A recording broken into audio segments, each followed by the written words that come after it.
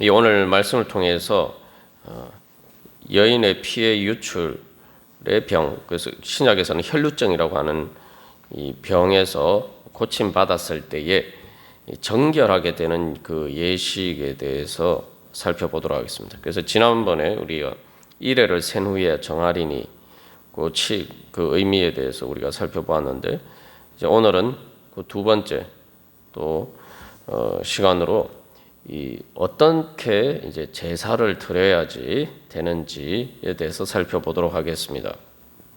그래서 이 말씀은 또 이 앞에 유출병 전반부에 나오는 남자의 유출병자의 그 정결 예식과 같습니다. 그래서 그런데 여기서는 특별히 그 예수 그리스도의 보혈의 은혜와 관련돼서 우리에게 적용점을 찾는 것으로 중심으로 해서 살펴보고, 그래서 이 전체적으로 레위기 15장 또 레위기 11장에서 15장까지 이어지는 이 부정의 문제에 대한 또 결론으로 우리가 다뤄보도록 하겠습니다. 그래서 여기서 이제 먼저 우리가 기억해야 할 것은, 이제 이 병이 나아도 이 하나님 앞에 정결 예식을 거쳐야지 이 하나님 앞에서 이제 거룩한 자리로 나아갈 수 있는 그러한 완전히 정결하게 된다는 거죠. 그래서 이 신약의 우리와 관련해서 이제 적용해 볼 때에 이 구약에서는 자기가 이렇게 정결하게 되려면 자기가 이제 제사를 드려야 됐어요. 그러나 신약에서는 예수님이 이 제사도 예수님이 우리를 대신해서 드려 주셨단 말이죠.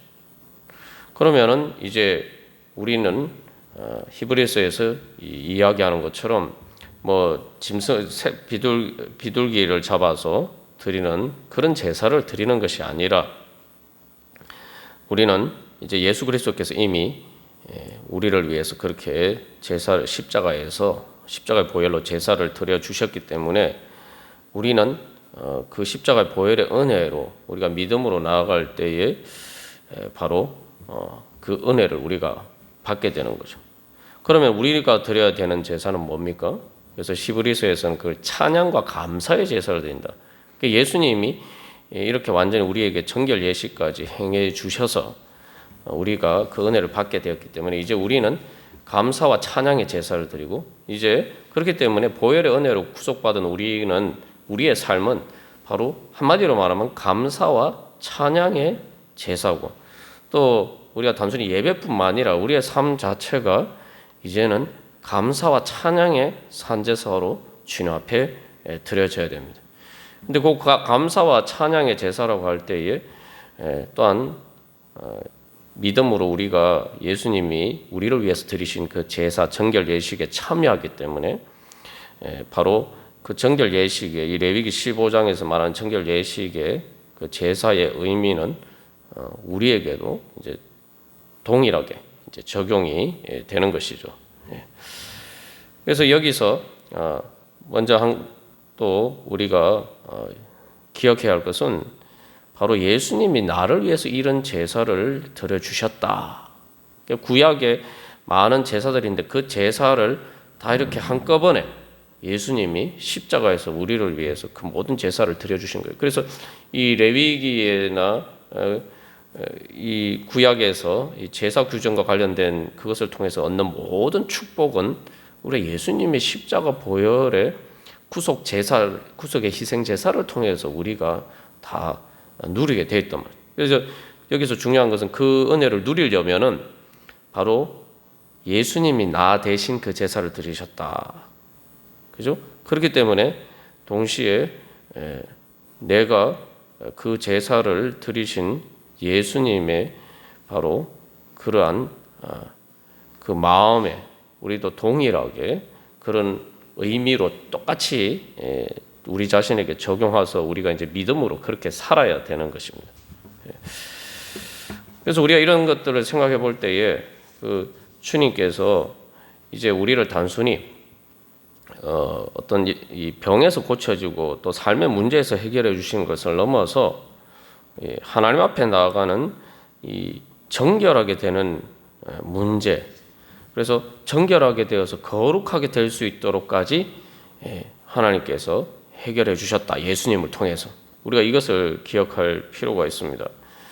그래서 우리가 앞에서도 나눴지만 우리가 생각하면 병이 나았으면 정결하게 되는데, 병이 나았다고 해서 육신의 병이 나았다고 해서 정결하게 되는 게 아니란 말이죠. 왜냐하면 정결은 하나님과의 관계이기 때문에 이 하나님과의 관계가 회복이 되기 위해서는 이제 몸에 병이 낫는 것만으로 족하지 않고 하나님 앞에 이 정결 예식을 행하는 것, 특별히 이 제사를 드리는 것을 통해서 이제 단순히 몸에 병이 낫는 것을 넘어서 이 진정으로 정결하게 되는 거죠. 그 정결하게 되는 것은 하나님과의 관계 문제고, 또 정결하게 되면 그 다음에 어떤 가능성이 열립니까? 바로 거룩하게 될 수 있는 가능성이 열리는 거죠. 그렇기 때문에 이것은 이제 하나님과의 이 관계의 문제입니다. 그래서 예수님은 우리 먼저 우리의 죄의 문제를 해결해 주시고, 그 죄의 문제를 해결해 주심으로 바로 우리의 모든 삶의 문제, 죽음의 문제를 해결해 주십니다. 그래서 이 말씀은 앞에서 우리가 다 이렇게 살펴보았습니다만, 신약에 우리에게서 적용할 때에 이 말씀을 통해서 깨달아야 되는 중요한 교훈은, 내가 예를 들면 몸에 병이 낫기만 하면 되는 것이 아니라 내 영적인 문제가 해결이 되어야 된다라는 것이죠. 그래서 이 제사를 지내는 것은 이제 하나님 단순히 정결하게 되는 것뿐만, 그것을 통해서 정결하게 될 뿐만 아니라 이제 제사를 드리는 건 거룩한 행위죠. 그래서 이 새롭게 거룩한 하나님과의 거룩한 제사로 하나님을 만날 수 있는 그 관계가 시작이 되는 거죠. 그래서 우리도 이 말씀을 통해서 내가 어떤 병이 낫는 것과 같은 내 몸으로 사는 어떤 삶의 문제만 해결되면 된다라고 생각해서는 안 된다는 거예요. 내 삶의 문제만 해결된다고 해서 우리가 정결하게 되는 게 아니란 말이에요. 말 그대로 다른 말로 하면 죽음의 그림자가 완전히 물러가는 게 아니란 말이죠. 병이 낫기만 하면 되는 것이 아니라 영적인 문제가 근본적으로 해결되어야 된다는 거예요. 그래서 여기서 이제 제사라는 이 하나님과의 관계 회복을 위한 절차가 필요한 거죠. 그래서 이제 이게 이제 신약에서도 예수님을 통해서 병 고침을 받은 사람들의 이 반응에서 이렇게 잘 나타나죠. 예를 들면은 이 나병에 걸린 사람 10사람이 예수님을 통해서 고침을 받았어요. 그런데 그 중에서 그 고침 받고 감사해서 다시 예수님을 찾아온 사람은 10명 중에 1명밖에 없단 말이죠. 그게 이제 보여주는 대표적인 이제 건데, 그래서 우리가 마치 내가 몸의 병이나 내 삶의 여러 가지 문제들이 해결되면은 내 삶의 문제가 해결되는 게 아니라는 거예요. 근본적으로 바로 하나님과의 관계의 문제가 해결돼야 진짜 모든 근원적인 문제가 해결된 것이란 거죠. 그래서 우리가 주님 앞에서도 항상 결국 이 레위기 15장의 말씀이 보여주는 것은, 근본적으로 우리가 추구해야 될 것은 단순히 삶의 문제 해결해야 되나, 삶의 문제 해결이 되는 것을 통해서 근본적으로 하나님께서 내 모든 삶을 주관하시고 내 삶의 모든 문제를 해결해 주시는 분은 하나님이시다. 이게 이제 병이 치유되었지만 병이 나은 게 다 이게 하나님께서 해주신 것이다라는 사실 이제 고백이 중요한 거죠. 그래서 우리의 그 예배는 바로 거기에서부터 출발하는 겁니다. 그러면서 동시에 내가 주님께서 이 문제를 해결해 주셨는데, 이 문제뿐만 아니라 이제는 내가 하나님 앞에서 내가 죄의 문제가 해결되고, 내가 단순히 몸에 육신에 이 병이 낫는 것뿐만 아니라 영적인 병에서 고침받아서 내가 단순히 이 땅에서 그저 잘 먹고 잘 사는 것이 아니라 내가 하나님 앞에서 영원히 사는 그러한 문제가 해결돼야 되겠구나. 우리가 그런 깨달음으로 나가야 된다는 겁니다. 이제 처음에 이제 예수를 믿을 때 이제 여러 가지 동기로 예수를 믿지만 이 삶의 어떤 문제를 해결받기 위해서 또 뭐 예를 들면 병의 문제가 있는데 또 그런 문제를 해결받기 위해서 이제 처음에 예수를 믿는 경우들이 종종 있죠. 그런데 중요한 것은 그 문제를 통해서 사실은 더 근본적인 문제, 그 모든 문제들의 근원이 되는 문제로 나가야 한다는 거예요. 처음에야 뭐 잘 모르니까 그 문제만 생각하고 주님 앞에 나아가지만 그러나 우리가 그 문제를 통해서 결국은 영적인 문제로 나아가야 된다. 그리고 이게 결국 그래서 레위기 11장에서 15장에서 얘기한 건 다 이게 지금 영적인 문제를 이야기하고 있는 것이란 말이죠. 구약의 율법이니까 이게 뭐 외적인 어떤 그러한 지켜야 될 문제를 보여주는 것처럼 보이지만 그 영적인 사실은 하나님과의 관계가 가장 근본적으로 중요하다. 그래서 하나님 앞에 나가지 않으면 31절에서 부정한 중에서 죽지 않도록 하라. 즉 하나님을 모르고 하나님과 만나지 않고 하나님 앞에 나아가지 못하는 그러한 영적인 죽음의 상태에서 있다 보면 결국 그게 부정이죠. 그렇게 살다가 죽지 않도록 해라. 그죠? 예. 그래서 하나님 앞에 나아가지 않으면 죽음의 문제가 근본적으로 해결되지 않는다. 예. 그래서 예수님이 십자가에 죽으신 이유도 당연히 뭐 우리의 삶의 문제를 해결하는 것도 몸의 부활과 천국에 가는 것에 다 포함이 되어 있죠. 그러나 근본적으로 그 문제가 해결되기 위해서는 계속 우리가 살펴본 것처럼 이 하나님과의 관계의 문제가 회복이 되어야 된다. 그리고 사실 이 말씀을 통해서 우리가 깨달아야 될 가장 중요한 교훈은 그것입니다.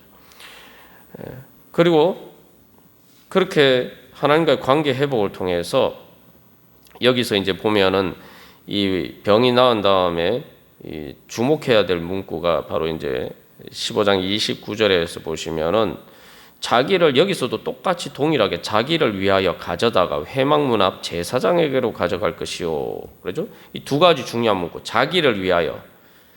그 제사는 자기를 위해서 드리는 거다. 이게 분명해야 됩니다. 그래서 이거는 앞에서 우리가 유출병자가 드리는 그 제사에서 요 자세하게 또 살펴봤죠. 오늘은 두 번째로 자기를 위하여서 가져다가 어디로 갑니까? 회막문 앞 제사장에게로 가져갈 것이요. 그래서 이제 유출병자의 경우에는 이제 뭐 비슷하게 표현인데 회막문 여호와 앞으로 가서 여기서 이제 회막문 앞 제사장. 그래서 그 앞에서는 회막문 여호와. 그래서 이제 결국 회막문 여호와 앞이라는 것은 뭡니까? 그 제단이죠, 제단. 그 이제 뭐냐면은 자기를 위해서 그러니까 내 자신을 위해서 내가 나아가야 될 삶의 방향이 뭐냐? 이게 중요한 거예요. 바로 회막문 앞 하나님 앞으로 나아가야 된다는 거예요. 그러니까 이제 바로 내 삶의 방향이 그렇게 설정이 되어야 되는 거예요. 진정으로 살기 위해서 내가 살기 위해서 나는 어디로 가야 되느냐? 바로 여호와 앞에 하나님 앞에 나가야 되는데 특히 이제 회막문이라는 게 뭡니까? 회막문이라는 게 뭐죠? 회막이라는 게 무슨 말입니까? 만나는다는 이야기 아닙니까? 하나님과 내가 만날 수 있는 곳 그곳으로 가야 된다는 거예요. 그래서 이제 여기 제사장이라는 것은 제사장 오늘날 우리 지금 이제 교회로 가는 거죠. 교회를 통해서 바로 내가 하나님과 만나고 그래서 이 히브리서에서는 결국 이야기하는 것처럼 특히 이제 레위기 16장에서 지성소로 나가는 것처럼 하나님의 은혜 보좌 앞으로 나가서 하나님을 만나기 위해서 나아가는 게 내 삶의 이제 방향이 되어야 된단 말이죠. 그게 바로 내 자신을 위해서 가장 중요한 것이다. 그래서 이걸 다른 말로 하면은 이제 그렇게 몸에 병이 나았으면은 그리고 하나님의 은혜로 제사를 드려서 정결하게 되었으면 이제 앞으로 삶에서는 거룩을 추구하면서 살아가는 거죠. 거룩은 하나님과의 관계죠. 하나님을 만나면서 그 하나님과의 관계 속에서 거룩하게 변화되어는 바로 그러한 삶을 추구하면서 살아라 라고 우리에게 가르쳐주고 있는 것입니다. 그래서 이 말씀은 어떻게 보면은 우리의 삶의 근본적인 방향을 보여주고 있죠. 그래서 우리가 앞에서도 나누었지만 내가 살기 위해서 내가 어디로 가야 되느냐. 그래서 뭐 죽지 않도록 31절. 사실 이제 그 다음에 이제 16장, 레위기 16장에서도 보면은 죽는 문제와 관련돼요. 죽지 않기 위해서 어떻게 해야 되냐 이 문제가 등장하는데, 다른 말로 하면 이제 살기 위해서죠. 살기 위해서 하나님 앞으로 나가요. 예수님 앞으로 나가야 돼요. 우리의 대제사장 대신 예수님 앞으로 나가야 돼요. 그게 내가 살 길이다. 그래서 자기 이기적으로 산다고 하면서도 하나님 앞으로, 예수님 앞으로 나아가지 않는 사람은 자기를 위해서 살지 않는 사람이라는 거예요. 그래서 그렇기 때문에 사실은 이게 역설적이죠. 자기를 위해 사는 이기적으로, 우리가 보통 부정적인 의미에서 이기적으로 산다라고 할 때 그것은 자기를 위해 사는 게 아니라는 거예요.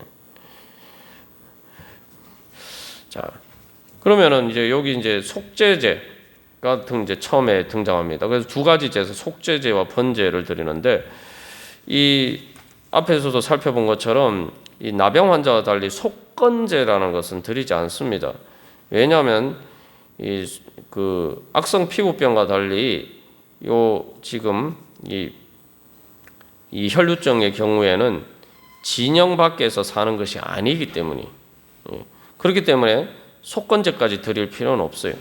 이게 무슨 말이냐 하면은 하나님의 백성으로 살지 않은 것은 아니란 말이죠. 그러나 이제 온전히 하나님께 나아가지 못했기 때문에 하나님의 진영 안에서 살지만 거룩한 제사를 드리지 못했다는 거예요. 그래서 우리가 이 생각해 볼 때는, 아니 병에서 나았는데, 내가 병에 걸려서 고생했는데 내가 왜 속죄제를 드려야 되지? 왜 속죄를 받아야 되나? 우리가 이렇게 생각할 수가 있습니다. 그러나 여기 이제 중요한 이제 교훈이 있는데, 그것은 바로 내가 여기서는 이제 몸의 병입니다만, 우리가 앞에서 이제 그 영적인 의미를 살펴본 것처럼 피 흘리는 것 같은 그러한 내 영혼이 부정하게 되는 그런 문제들이 해결되지 않으면은 하나님 앞에 참된 거룩한 제사를 드릴 수가 없다는 거예요. 다시 말하면은 이제 이게 부정한 동안은 하나님 앞에 나가서 제사를 드리지 못하잖아요. 그 하나님 앞에 나가서 제사를 드리지 못하니까 여기서 이제 성소를 더럽히지 않도록 하라, 성막을 더럽히지 않도록 하라 하는데, 이제 제사는 기본적으로 이런 부정을 통해서 성소를 더럽혔다고 보는 거거든요. 아니 뭐 눈에 보이는 성소가 어떻게 더럽혀집니까? 근데 뭐냐면은 왜 성소가 더럽혀지냐? 이게 이제 내 마음의 성소가 더럽혀지냐? 하나님과 나와의 관계에 있어서는 내가 하나님의 성소 앞에 나가지 않았기 때문에, 성소에 나가서 제사를 드리지 않았기 때문에 나에게 있어서 내 마음의 성소는 사실은 그동안 방치되어 있었던 거죠. 내 마음의 성소는 그동안 이 부정한 문제 때문에 하나님 앞에 나아가지 못해서 방치되어 있고, 여러분 방치되어 있으면 어떻게 합니까? 어떻게 됩니까? 지저분해지잖아요. 그리고 뭐 우리가 교회도 여기 계속 우리가 예배도 드리고 사용을 하면니까 뭐 청소도 하고 뭐 관리를 하는데, 관리 안 하고 내버려두면 어떻게 되겠어요? 이게 마찬가지입니다. 우리의 마음도 마찬가지. 이게 부정한 동안은 하나님 앞에 나가서 제사를 드리지 않았기 때문에 사실은 뭐 눈에 보이는 성소가 더럽혀진 게 아니라 영적으로 더럽혀진 거죠. 내 마음의 성소가 사실은 방치되어서 더럽혀져 있었던 거예요. 근데 여기서 우리가 기억해야 할 것은, 우리가 살기 위해서 하나님 앞에 나가야 된다고 하는데, 나를 살게 만드는 근원이 어디 있느냐? 성소에 있어요. 그 이스라엘 백성들이 광야에서 살 수 있었던 이유가 뭡니까? 광야에서 살 수 있었던 것은 하나님의 지성소에 하나님의 영광이 임재해서 바로 그곳에서 구름 기둥과 불 기둥이 세워져서 이스라엘 백성들에게 바로 그들에게 낮에는 그림자를 제공해주고 시원한 그늘을 제공해주고 밤에는 사막은 이제 기온이 급격하게 떨어지죠. 그래서 또 따뜻하게 해주고 뿐만 아니라 하나님의 영광이 그곳에 임재함으로 만나와 메추라기 모든 그들이 광야에서 먹고 광야에서도 사람에서 살 수 없는 광야에서도 부족함 없이 아쉬움 없이 살 수 있도록 하나님이 다 해결해 주 그들이 살 수 있도록 해결해 주셨는데 그 하나님께서 모든 살 수 있도록 해결해 주신 그 원인이 어디 있느냐? 바로 그 생명의 근원이 어디 있느냐? 그게 바로 하나님의 지성소에 성소에 있단 말이죠. 근데 그 성소를 방치한다는 것은 사실은 내 생명이 근본적인 문제가 생기는 거죠. 그게 내 말 그대로 생명수 근원이란 말이에요. 내 생명의 근원이란 말이죠. 예. 그리고 또 한 가지 여기서 기억해야 될 것은 이게 이제 속죄제와 관련해서 우리가 하나님 앞에 뭘 이렇게 또 속죄를 해야 되느냐? 하나님 앞에 그동안 나아가지 못한 것, 그죠? 그리고 또 한 가지는 내가 그 병이 들어서 상처로 얼룩져서 내 마음이 하나님 앞에 제대로 예배 드릴 수 있는 상태가 아니었다는 거예요. 이 부분도 아주 중요합니다. 우리가 이거 신앙생활을 할 때 이 부분이 특별히 중요해요. 그래서 특별히 피 흘리는 유출이 어떤 이 죄나 다른 사람의 죄나 여러 가지 세상의 그러한 그 죽음의 그림자로 인해서 마음의 상처를 받고 또 몸에 실제로 뭐 병이 드는 것도 마찬가지고 이런 문제들이 생기는 죽음의 그림자와 관련된 부정의 문제다. 우리가 그 영적인 의미에 대해서 살펴보았습니다만 그런 일이 생기면 내가 하나님 앞에 참된 예배를 드릴 수가 없어요. 왜냐하면은 내 마음이 어두워져 있기 때문에 하나님 앞에 하나님과 내 사이에 그림자가 이제 쉽게 말하면은 거리가 멀어진 거예요. 내가 힘든 일이 있으면은 사람들과의 거리가 멀어지잖아요. 그죠? 근데 중요한 것은 그게 단순히 사람들과의 관계뿐만 아니라 그것은 이제 단순히 어떤 사람 개인적인 문제가 아니라 내가 어떤 힘든 일이 있으면은 모든 사람, 하나님을 포함해서 모든 인격적인 관계에 지장이 생겨요. 왜냐하면은 이 피 흘리는 유출과 피 흘리는 것처럼 내가 상처가 생기면은 그것을 방어하고자 방어 기제가 작용하기 때문에 기본적으로 내 마음에 벽이 생긴단 말이죠.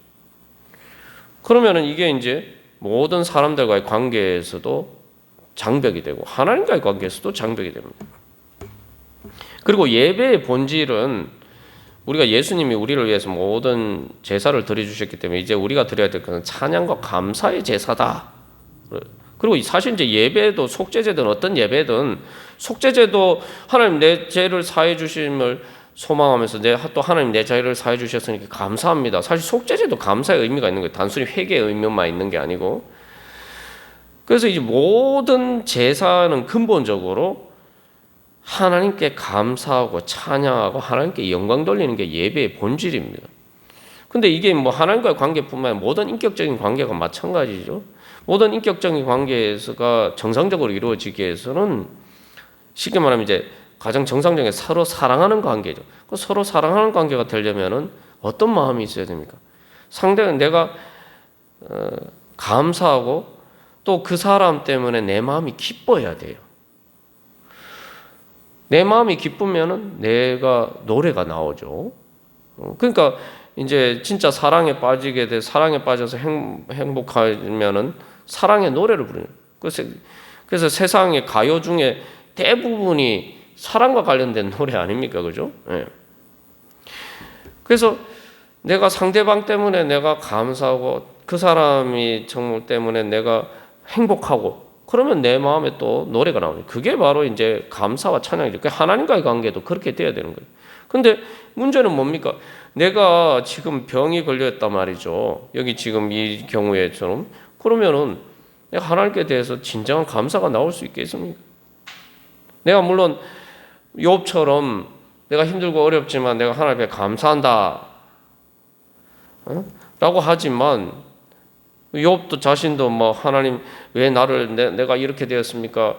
막 이렇게 막 하나님을 향해서 약간 원망처럼 그렇게 이야기를 하잖아요. 기본적으로 하나님과의 이 신뢰 관계가 깨어지는 위험성이 이제 정상적인 마음으로 나갈 수가 없는 거예요. 그럼 그렇잖아요. 우리가 내가 뭐 그 사람이 싫지 않아도 내가 그 사람을 사랑한다 해도 내가 힘든 일이 있으면은 내가 슬픈 일이 있으면은 내가 제대로 사랑하기가 어려워요. 그래서 이 속죄라고 할 때에 우리가 이제 근본적으로 특별히 이제 예수님의 십자가 구속의 은혜를 받은 우리들에게는 이것이 이제 더 이제 극명하게 잘 의미로 다가오죠.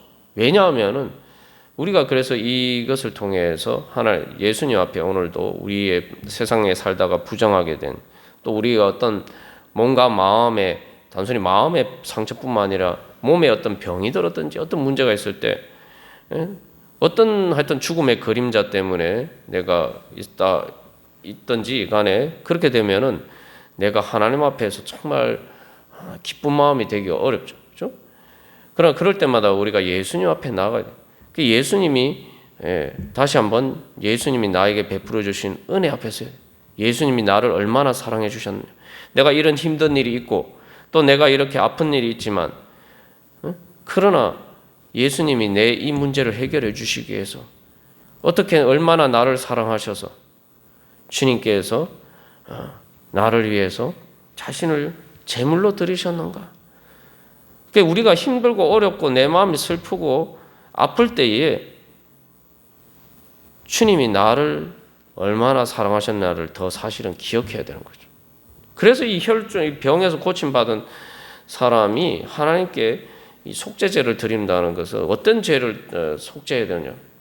예를 들면 혈루증을 앓은 여인이 그 병 고침을 받았을 때에 이제 이것은 단순히 어떤 부정적인 의미에서 속죄가 아니라 내가 지금까지 그렇게 병 때문에 소외되고 외롭고 힘들게 살았는데 그래서 왜 하나님은 나에게 이런 일을 주셨느냐? 왜 하나님은 나를 이런 상황에 내버려 두셨는가? 그래서 하나님이 야속할 때도 많고 그래서 정말 하나님이 계시냐 막 마음에 의심이 들 때도 많았고 그러나 이제 주님께서 나를 고쳐주셨고 진짜 주님께서 내가 지금 이 고침받은 이 순간뿐만 아니라 내가 지금까지 병들어서 그렇게 고생하는 그 순간에도 하나님은 나를 기억하시고 나를 사랑하시고 나를 오늘 이 병고침을 받는 이 순간까지 나를 인도하셨구나. 그래서 그 회개를 해야 되는 거예요. 그래서 이 근본적인 회개가 되어야 되는데 주님께서는 항상 나를 사랑하고 계셨구나. 그런데 문제는 뭡니까?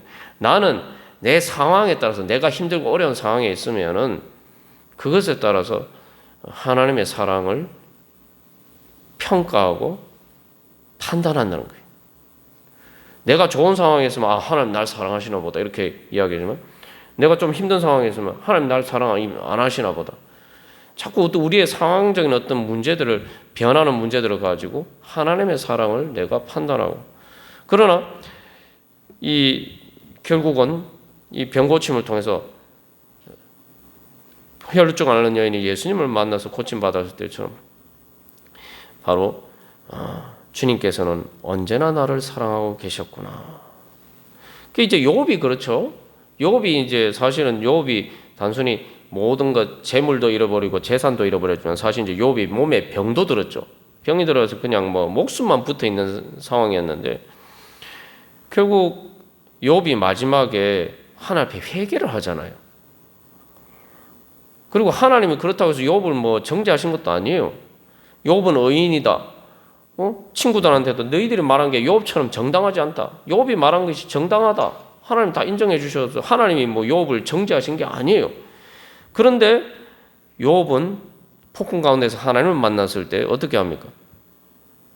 하나님 앞에 엎드려서 회개를 합니다. 아니 병 걸려가지고 크게 또 힘든 일로 억울한 고난을 당해서 고생했는데 왜 해결을 안 하냐? 무슨 해결을 했을까요? 주님께서 내가 힘들고 어려우니까 하나님께서 날 사랑하시지 않는 것처럼 하나님에 대해서 가장 큰 오해를 하고 불신을 했다. 주님께서 나를 얼마나 사랑하시는지 내가 몰랐다는 거예요. 그래서 이제 사실은 우리가 이 말씀을 통해서 근본적으로 뭐 병에서 나왔는데 왜 여호와 앞에서 속죄를 하느냐? 아니 병 안 걸리고 병 안 걸린 사람은 내가 병 걸리고 싶어서 병 걸렸던 것도 아니고 다른 사람들 병 안 걸리고도 멀쩡하게 잘 살아가는데 지금 사실 이 혈루증 관련 여인처럼 이런 병이 뭐 아는 사람들이 일반적으로 걸리는 뭐 감기처럼 뭐 그런 병이 아니잖아요. 왜 나는 하필 이런 희귀한 병에 걸렸나?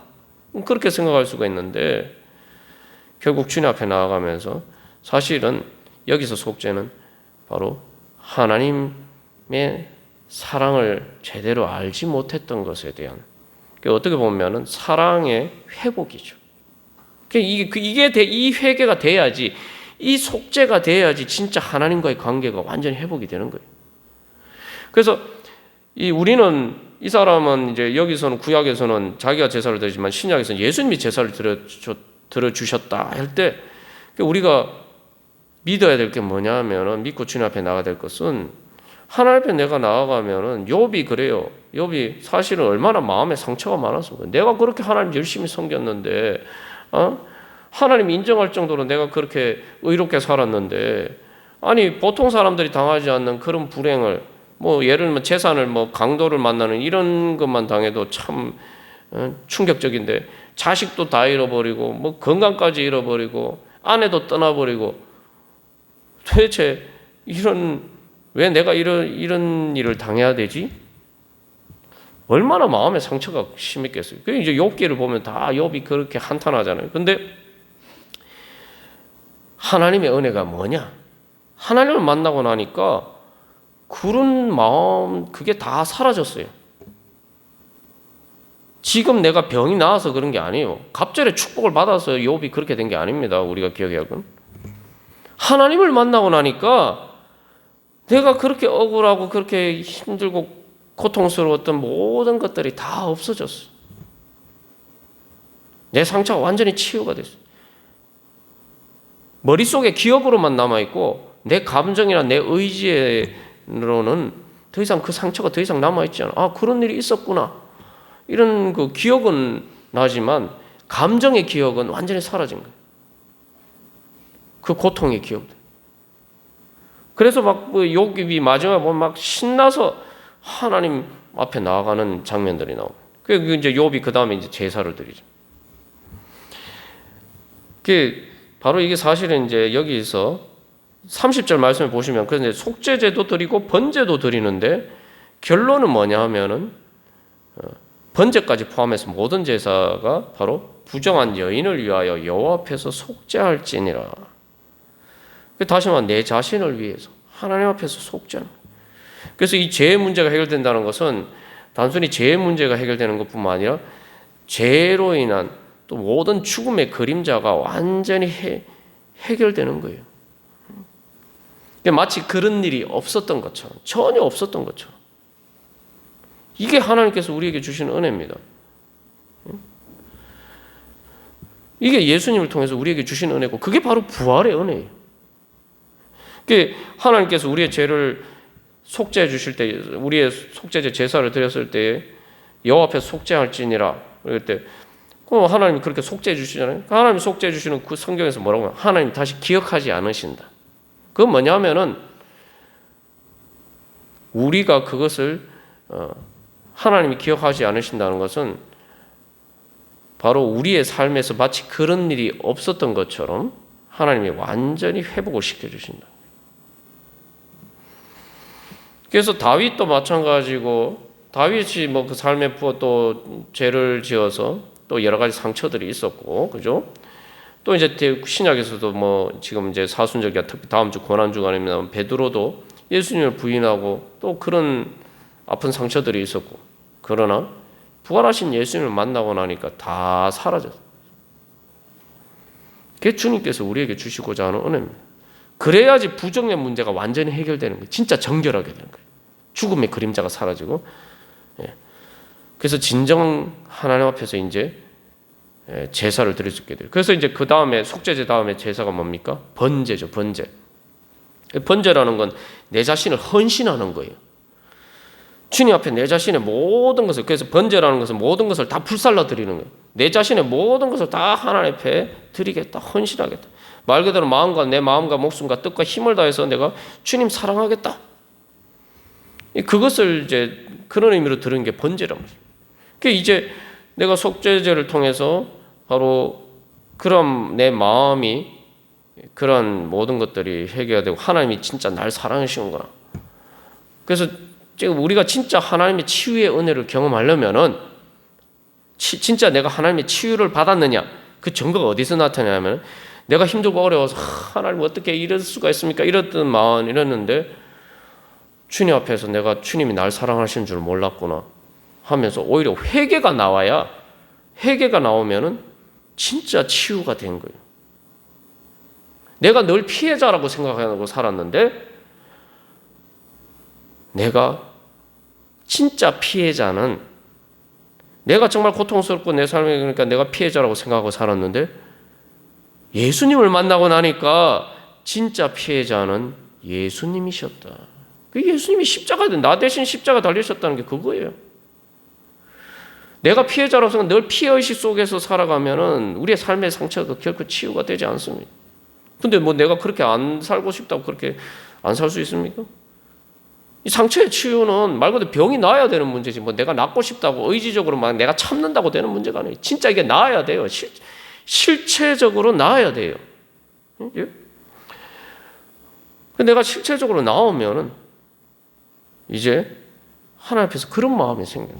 내가 피해자가 아니구나. 그러니까 예수님의 십자가를 바라고 내 모든 피 흘린 바로 그러한 상처들, 부정한 것들을 예수님이 다 지고 그래서 십자가 지신 그 예수님을 만나면은 이제 예수님이 피해자인 거예요.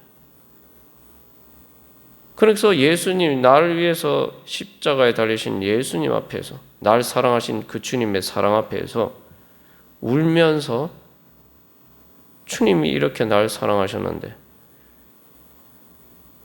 내가 왜 피해자라고 생각하고 살았나?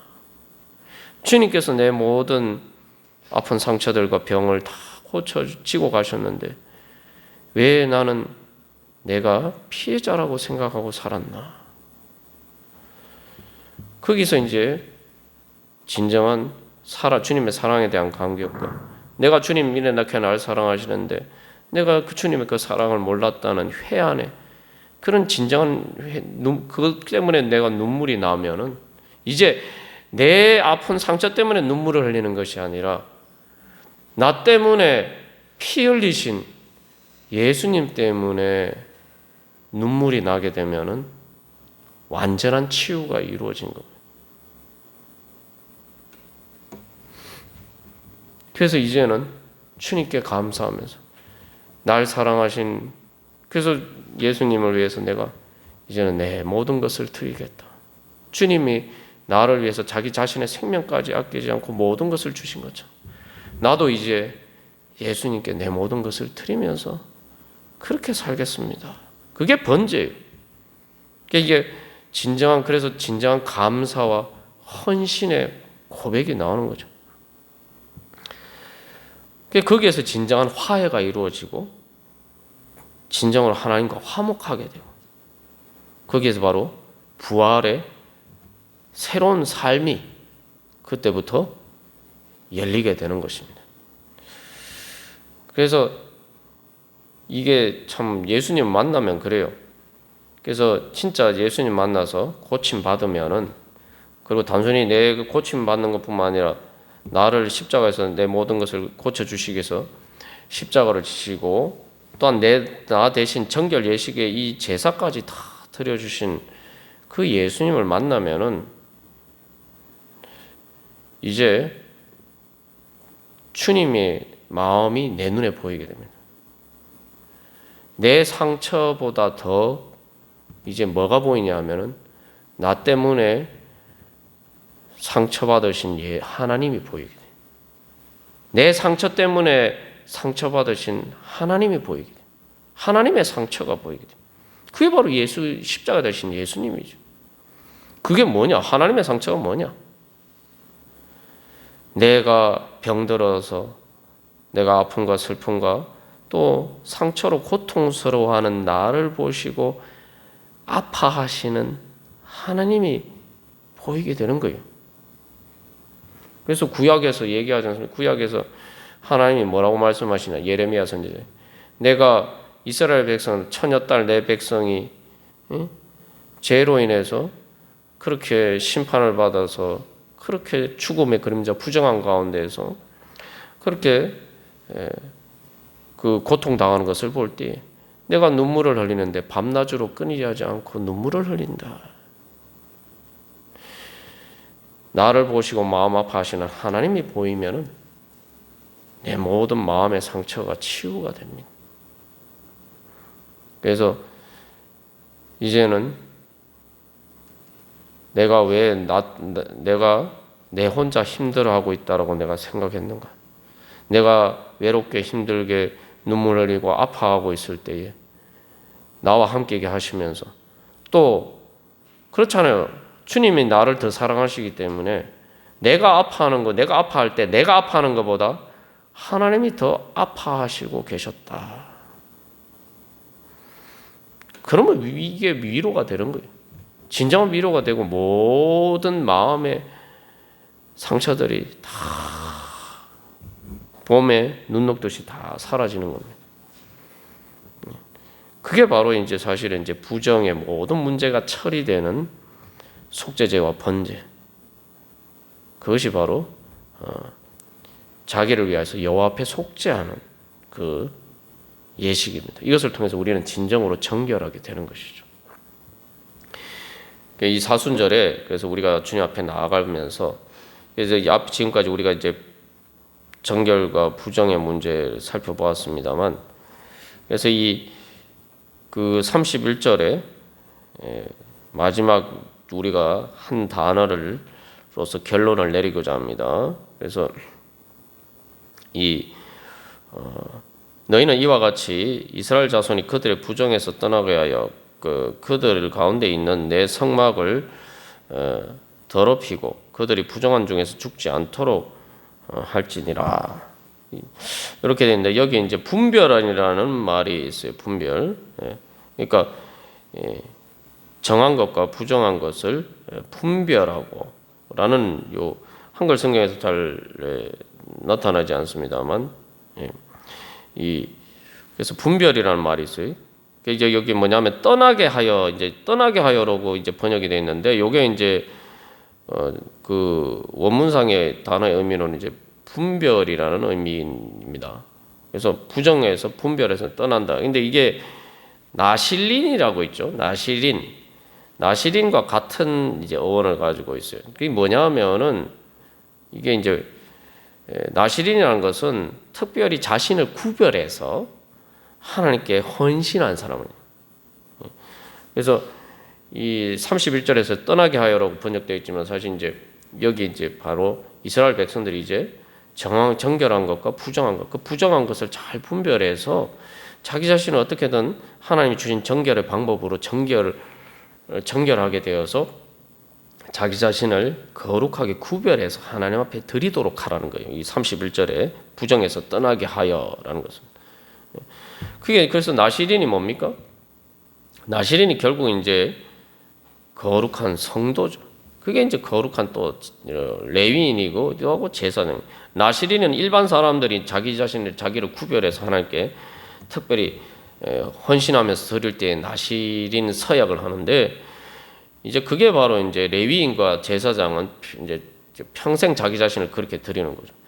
그래서 이제 결국은 이 말씀을 통해서 이 레위기 15장, 지금까지 11장에 15장 모든 이 정결 부정에 대한 문제의 결론은 이스라엘 백성들은 하나님의 백성으로서 이제 거룩한 백성으로서 자기 자신을 구별해서 나실인처럼 레위인과 제사장처럼 그렇게 자기 자신을 하나님 앞에 드려라. 그렇게 하나님 앞에 드리기 위해서 늘 하나님 앞에 부정한 것이 무엇인지 잘 분별을 하고 그것을 그 문제를 가지고 주님 앞에 나와서 정결함을 받고 그리고 그것을 통해서 거룩하게 마치 번제를 드리듯이 하나님 앞에 이제 거룩한 백성으로 살도록 해라. 그래서 이제 죽지 않고 부정한 가운데서 죽지 않고 이제 거룩한 하나님의 백성으로서 살아라. 그렇게 말씀하고 있는 거예요. 우리가 오늘도 이제 예수 그리고 우리에게서는 이제 예수 그리스도를 통해서 우리가 그 정결하게 되고 정결하게 될 뿐만 아니라 이제 우리는 거룩하게 됐어요. 왜냐하면 우리는 성령을 받았기 때문에 사실은 구약의 뭐 나실인이나 레위인이나 제사장보다 사실 우리가 더 거룩한 사람이 됐어요. 이제 우리는 그래서 왕 같은 제사장. 그래서 이제 그러한 왕 같은 제사장으로서 내가 바로 이제 이 땅의 부정한 세상 가운데서도 내가 거룩한 하나님의 왕 같은 제사장으로서 하나님의 나라를 이루어 가면서 바로 그렇게 이제 하나님께 생명을 받고 하나님이 나를 살려주시는 은혜를 받고 또 나도 다른 사람을 살리고 그렇게 예수 그리스도의 부활의 통로가 되어서 나도 살고 다른 사람도 살리는 바로 그런 부활의 은혜를 이 땅에 끼치면서 이제 그렇게 살아라. 그래서 부정한 중에서 죽지 않고 정결하고 거룩한 가운데서 부활의 능력으로 살도록 하여라. 그게 바로 주님께서 우리에게 주시는 말씀이고 또한 약속이고 또한 은혜입니다. 우리 그 은혜 사모하면서 주님, 제가 오늘 이 말씀처럼 제가 이렇게 주님 진정으로 정결케 되어서 주님 앞에 참된 속죄제와 번제를 드려서 주님 거룩한 하나님의 제사장과 왕 같은 제사장으로 살 수 있도록 주여 이 사순절 기간 특별히 예수님의 십자가의 보혈로 주님 저를 정결케 하여 주시옵소서. 거룩하게 변화시켜 주시옵소서. 부활의 능력으로 충만케 하여 주시옵소서. 우리 같이 기도하시겠습니다.